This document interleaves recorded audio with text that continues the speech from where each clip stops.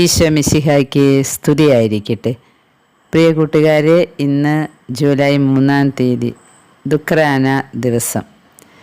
വിശുദ്ധ തോമാസ് ശ്ലീഹായുടെ വിശ്വാസത്തിൻ്റെ ഏറ്റുപറച്ചിലാണ് നമ്മളിന്ന് ഓർക്കുന്നത്. തോമാസ് ശ്ലീഹായുടേത് പോലെ എൻ്റെ കർത്താവേ, എൻ്റെ ദൈവമേ എന്ന് ഏറ്റുപറയാനുള്ള ഒരു വിശ്വാസത്തിൻ്റെ അവസ്ഥയിലേക്ക് നമ്മൾ ഉയരണം. വിശുദ്ധ തോമാസ് ശ്ലീഹ എപ്പോഴും ഈ വിശ്വാസത്തെ കണ്ണുകൊണ്ട് കണ്ടാലേ വിശ്വസിക്കൂ എന്നുള്ള നിലയിലാണ് വിശ്വാസത്തെ സൂക്ഷിച്ചിരുന്നത്. കാണാതെ വിശ്വസിക്കാൻ പറ്റില്ല എന്ന്. മരിയ വാഴ്ത്തയുടെ പുസ്തകത്തിൽ ദേവമനുഷ്യൻ്റെ സ്നേഹഗീത എന്ന് പറയുന്ന മരിയയുടെ ദർശനത്തിൽ ഈ തോമാസ് ശ്ലീഹായുടെ കണ്ടിട്ടേ വിശ്വസിക്കൂ എന്ന കാര്യം വളരെ വിശദമായിട്ട് പറയുന്നുണ്ട്. പലപ്പോഴും ഈ തോമാസ് ശ്ലീഹന്മാരൊക്കെ ഒരുമിച്ചിരിക്കുമ്പോൾ ആളുണ്ടാവില്ല. എങ്ങനെയെങ്കിലും അവിടെയും ഇവിടെയും പോയിട്ടുണ്ടാകും.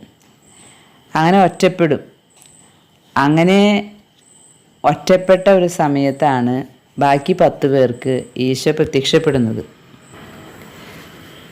തിരുവത്താഴമുറിയുടെ വീടിൻ്റെ നടുമുറ്റത്ത് അപ്പസ്തോലന്മാർ 10 പേരും ഇരുന്ന് ഓരോ കാര്യങ്ങൾ സംസാരിക്കുകയാണ്. അപ്പോൾ അവർ പറയുന്നുണ്ട്, ഈ തോമസ് എവിടെ പോയി കിടക്കുകയാണ് എന്ന്. ആർക്കും ഒന്നും അറിഞ്ഞുകൂടാ തോമസിനെ കുറിച്ച്. അങ്ങനെ അവർ ഈ യൂദാസ്കറിയാത്തയുടെ കാര്യമൊക്കെ സംസാരിച്ച് അങ്ങനെ ഇരിക്കുന്ന സമയത്താണ് തോമസ് കടന്നു വരുന്നത്.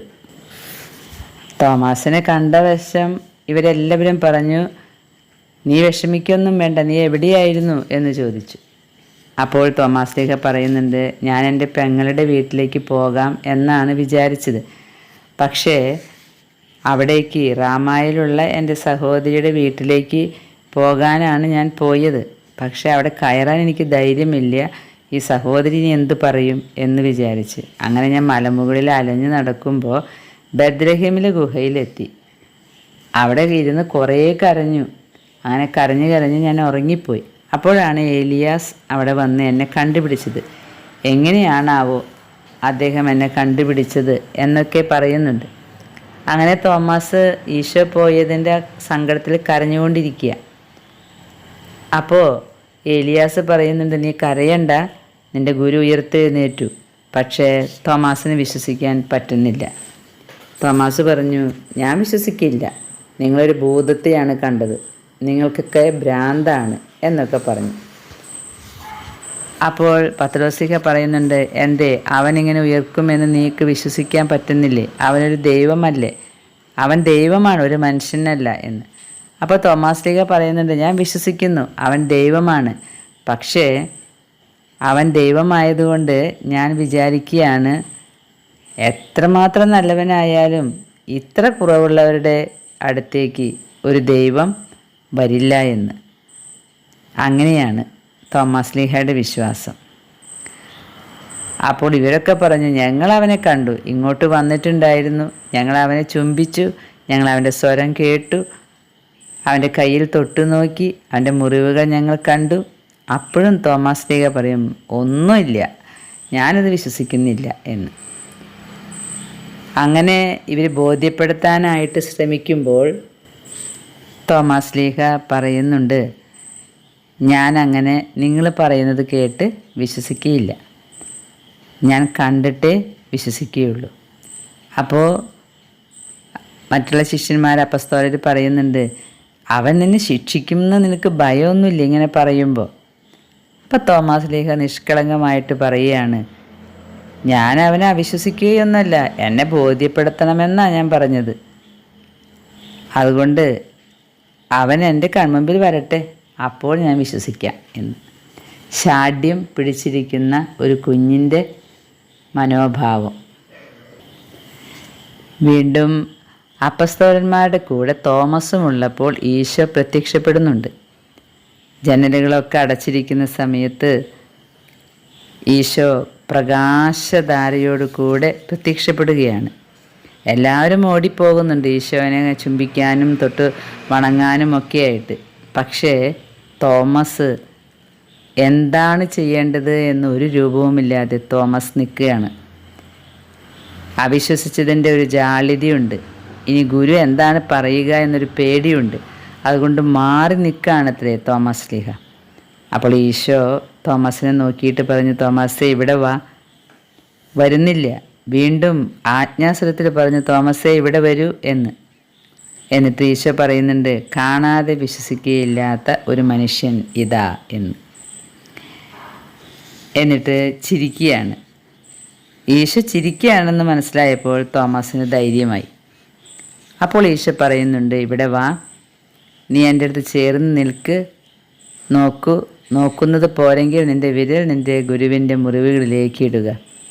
തോമസ് ലീഹ ധൈര്യപ്പെട്ടില്ല.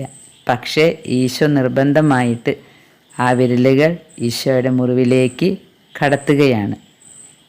എന്നിട്ട് കരുണയോടെ അവനെ നോക്കി. എന്നിട്ട് പറഞ്ഞു, നിൻ്റെ വിരലുകളും കൈ മുഴുവനും വേണമെങ്കിൽ എൻ്റെ പാർശ്വത്തിലിടുക. സംശയിക്കാതിരിക്കുക, വിശ്വസിക്കുക. ഒന്നും പറയാൻ കഴിയാതെ തോമസ് ലീഹ പറഞ്ഞ വാക്കുകളാണ് എൻ്റെ കർത്താവും എൻ്റെ ദൈവവും എന്ന്. ഈശോ അപ്പോൾ പറയുന്നുണ്ട്, നീ കണ്ടതുകൊണ്ട് വിശ്വസിച്ചു, കാണാതെ വിശ്വസിക്കുന്നവർ അനുഗ്രഹീതരാകുന്നു എന്ന്. പ്രിയ കൂട്ടുകാരെ, വിശുദ്ധ തോമസ് ലീഹ ആ അവസാനത്തിൽ ഏറ്റുപറഞ്ഞ ആ ഏറ്റുപറച്ചിൽ നമ്മുടെ ജീവിതത്തിൽ മരണം വരെ ഉണ്ടാകാൻ നമുക്ക് പ്രാർത്ഥിക്കാം. എൻ്റെ കർത്താവും എൻ്റെ ദൈവവുമാണ് ഈശോ മിശിഹ. ധൈര്യപൂർവ്വം എവിടെയും ഏറ്റുപറയാൻ അതിനുള്ള കൃപയ്ക്കായിട്ട് നമുക്ക് പ്രാർത്ഥിക്കാം. ഇതേ തോമസ് ലീഹ തന്നെ അവനോടൊപ്പം നമുക്കും പോയി മരിക്കാം എന്ന് പറഞ്ഞവനാണ്. യോഹന്നാൻ 11:16 നമ്മൾ കാണുന്നുണ്ട്. ധീരതയോടെ പറഞ്ഞവനാണ്. പക്ഷേ കർത്താവ് പോയപ്പോൾ ധൈര്യമൊക്കെ വിശ്വാസമൊക്കെ പോയി. അതുപോലെ കർത്താവെ, അങ്ങ് എവിടേക്കാണ് പോകുന്നത്? അത് ഞങ്ങൾക്ക് അറിഞ്ഞുകൂടാ, പിന്നെ വഴി എങ്ങനെയാണ് അറിയുക? ഇങ്ങനെയൊക്കെ ചോദിച്ചവനാണ്. പക്ഷേ വിശ്വാസം പെട്ടെന്നങ്ങ് ഇങ്ങനെ വരുമോ ഒരു ദൈവം? ആ ഒരു സംശയമാണ്. അല്ലാതെ ഈശോ ദൈവമാണോ അല്ലയോ എന്നുള്ള സംശയമല്ല അപ്പസ്തോലഗണത്തിൽപ്പെട്ട തോമസ് ലീഹയ്ക്ക്. ഒരു ദൈവം മനുഷ്യരുടെ അടുത്തേക്ക് വരുമോ? ഇതായിരുന്നു സംശയം. അവനോടൊപ്പം മരിക്കാം എന്ന് പറഞ്ഞ തോമസ് ലീഹ എല്ലാം വിട്ട് അവനോടൊപ്പം പോകാം എന്ന് തന്നെയാണ് അന്ന് പറഞ്ഞത്. നമുക്കൊന്നും വേണ്ട, നമുക്ക് അവൻ്റെ കൂടെ പോകാം എന്ന്. പ്രിയ കൂട്ടുകാരെ, നമ്മളും ചിലപ്പോഴൊക്കെ അങ്ങനെയാണ്. ദൈവത്തിന് വേണ്ടി എല്ലാം വിട്ടുകൊടുക്കാം എന്നൊക്കെ പറയും. പക്ഷേ ചിലപ്പോൾ നമുക്കതിന് സാധിച്ചു എന്ന് വരില്ല. നമുക്ക് ഇന്ന് പ്രാർത്ഥിക്കാം. നമ്മുടെ വിശ്വാസത്തിൻ്റെ അടിസ്ഥാനമാണ് വിശുദ്ധ തോമസ് ലീഹായുടെ വരവ്. പ്രിയ കൂട്ടുകാരെ, തോമസ് ലീഹായുടെ ശക്തമായ മാധ്യസ്ഥം നമുക്ക് യാചിക്കാം. എൻ്റെ കർത്താവേ, എൻ്റെ ദൈവമേ എന്ന് എപ്പോഴും വിളിച്ചു പറയാൻ ഞങ്ങളെ ഒരുക്കിയെടുക്കണമേ എന്ന്. തോമസ് ലീഹ പിന്നീട് ഇന്ത്യയിലേക്ക് വന്നതും ഏഴരപ്പള്ളികൾ സ്ഥാപിച്ചതും എല്ലാം നമുക്കറിയാം. AD 72 ജൂലൈ 3-ാം തീയതിയാണ് ചിന്നമലയിൽ വെച്ച് ഒരു എംബ്രാന്തിരിയുടെ കുത്തേറ്റ് മരിച്ചത്. അദ്ദേഹത്തിൻ്റെ ശരീരം മൈലാപ്പൂർ കടൽ തീരത്ത് സംസ്കരിച്ചുവെന്നും അവിടുന്ന് പിന്നീട് ഏതോസയിലേക്ക് കൊണ്ടുപോയി എന്നും പറയുന്നു. പ്രിയ കൂട്ടുകാരെ, വിശുദ്ധ തോമസ് ലീഹായുടെ ഓർമ്മ തിരുനാളിൽ നമുക്ക് ആഴമുള്ള വിശ്വാസം ലഭിക്കാൻ പ്രാർത്ഥിക്കാം. ഭാരതത്തിൻ്റെ അപ്പസ്തോലൻ എന്നാണ് തോമസ് ലീഹ അറിയപ്പെടുന്നത്. കാരണം ഭാരതത്തിൽ തോമസ് ലീഹയാണല്ലോ ക്രിസ്തീയത കൊണ്ടുവരുന്നത്. നമുക്ക് ഇന്ന് വിശുദ്ധ തോമസ് ലീഹായുടെ ആ ഏറ്റുപറച്ചിൽ നമ്മുടെ ജീവിതത്തിൽ ഏത് സമയത്തും ഏത് പ്രതിസന്ധികളിലും ധൈര്യപൂർവ്വം ഏറ്റുപറയാൻ വേണ്ട വലിയ വിശ്വാസം ഞങ്ങൾക്ക് ഓരോരുത്തർക്കും നൽകണമേ എന്ന് പ്രാർത്ഥിക്കാം. ദുഃഖറാന തിരുനാളിൻ്റെ എല്ലാ മംഗളങ്ങളും നേർന്നുകൊണ്ട് പരിശുദ്ധ റോസാമിസ്റ്റിക്ക മാതാവിൻ്റെ തിരുനാളിന് വേണ്ടിയും ഈശോയുടെ തിരുരക്തത്തെ ധ്യാനിച്ചുകൊണ്ടും പരിശുദ്ധ കർമ്മല മാതാവിൻ്റെ തിരുനാളിന് വേണ്ടിയും ഒരുങ്ങിക്കൊണ്ടും നമുക്ക് ഈ വിശ്വാസം ആഴപ്പെടുത്താം. അമ്മയോട് മാധ്യസ്ഥം വഹിക്കാം. ദൈവം നമ്മെ അനുഗ്രഹിക്കട്ടെ. ആമേൻ.